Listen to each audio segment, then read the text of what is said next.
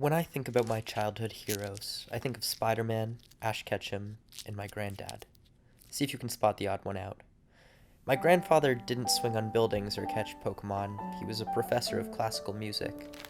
From a little kid's point of view, he should have been boring, but he wasn't. He rode horses. He had a cool British accent, and not just that, he spoke French fluently, along with German, Italian, and probably Spanish. And when I got a little bit older and found my love of movies, I learned that he was an extra in an old Alfred Hitchcock movie. Being the oldest of 5 grandchildren, I had a special connection with him. He used to read me Greek myths and build forts with me out of couch cushions. He would play me his classical music and try to teach me how to play the piano, which I never got better at no matter how much I practiced. This is some old footage of me at the age of 1 with my mom. This is some old footage of my mom at the age of 1 with her mom.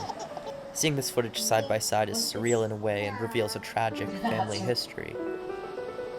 I never met my grandmother, but from what I've heard, she was the love of my grandfather's life. In this film, she is missing a leg. She'd had it amputated a few months prior. When my mom was only 3 years old, her mother died of cancer. My grandfather was heartbroken. He moved with his 2 kids up to a cabin in Collingwood and became a hermit.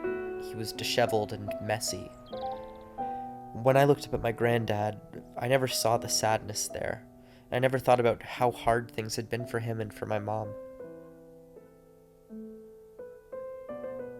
This video was taken on Christmas Day 2014.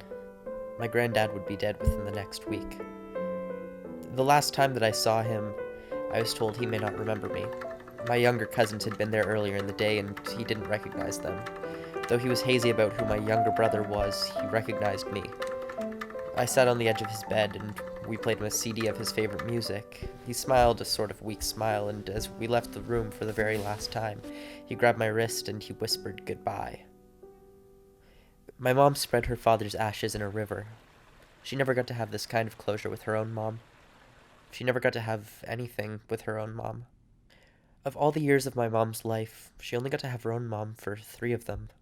All that remains are photographs, some old trinkets, and a few 8mm film clips. My mom raised me without the privilege of being able to model herself off of someone else. She had to make it all up as she went along, hoping that she could give her children what she never had. Where's Matthew's smile? So, Mom, I think you did pretty okay.